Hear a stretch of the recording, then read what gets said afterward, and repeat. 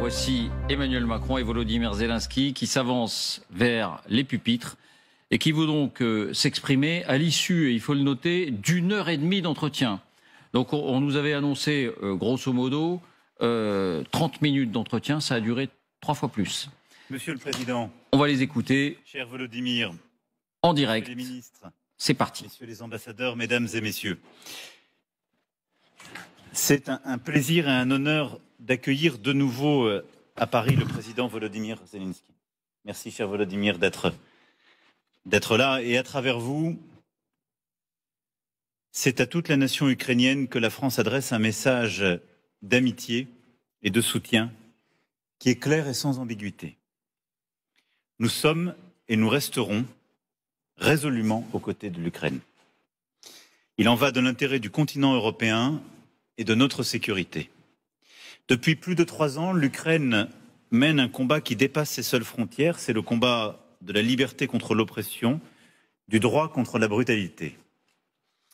Nous avons en effet changé d'ère et l'agressivité de la Russie ne constitue pas qu'un défi à l'ordre global et à la stabilité du monde. Elle impacte aussi très directement notre sécurité en Europe. Nous sommes depuis quelques semaines dans une phase décisive pour parvenir à mettre un terme à la guerre d'agression de la Russie.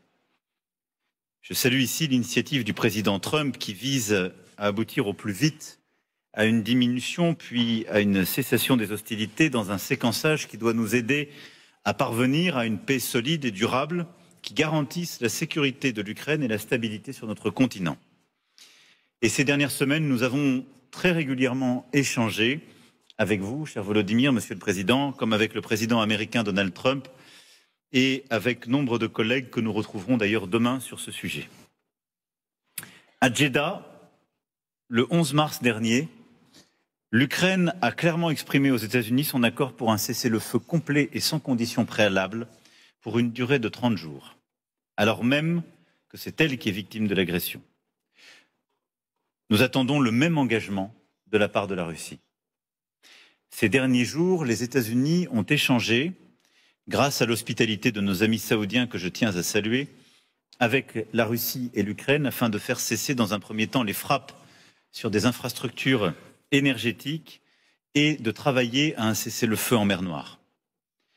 Ces mesures peuvent constituer un premier pas vers un cessez-le-feu plus large, ouvrant la voie à la construction d'une paix qui garantisse la sécurité de l'Ukraine, même si je constate la volonté aujourd'hui clairement établie par la Russie de réécrire ou de réinterpréter ce qui aurait été discuté ou agréé en listant de nouvelles conditions. Loin de prouver qu'elle veut vraiment la paix, la Russie continue de fait, jour après jour, de frapper intensément le territoire ukrainien, y compris des cibles civiles. Ces frappes, nous les condamnons et elles doivent absolument cesser. Au total, là où vous avez su, Monsieur le Président, prendre le risque de la paix, en proposant et en acceptant ce cessez-le-feu de 30 jours en air, mer et sur les infrastructures civiles, à date, la Russie n'a apporté aucune réponse solide et par ses actes, elle a montré sa volonté de guerre et de continuer l'agression. Nous avons pris des décisions importantes lors du dernier Conseil européen et l'approche de la paix par la force est celle que nous continuons à poursuivre. Et c'est pourquoi la discussion que nous venons d'avoir, que nous continuerons tout à l'heure, et le sommet que nous tenons demain pour bâtir cette paix solide et durable pour l'Ukraine et pour l'Europe, va nous permettre d'aborder plusieurs points. D'abord et avant toute chose, le soutien immédiat à l'Ukraine. Nous devons le poursuivre. Il est nécessaire pour continuer la résistance.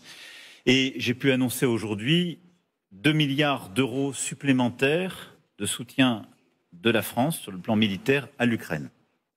La France, depuis le début, vous le savez, apporte des capacités qui répondent aux besoins prioritaires des forces armées ukrainiennes. Et nous avons préparé une aide supplémentaire avec des missiles anti-chars Milan, des moyens de défense aérienne comme des missiles Mika qui équipent les Mirages qui ont été livrés ou encore des missiles de défense solaire Mistral.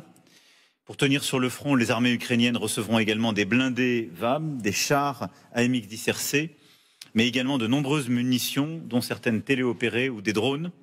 Et nous avons aussi avancé sur les coopérations en matière satellitaire ou d'intelligence.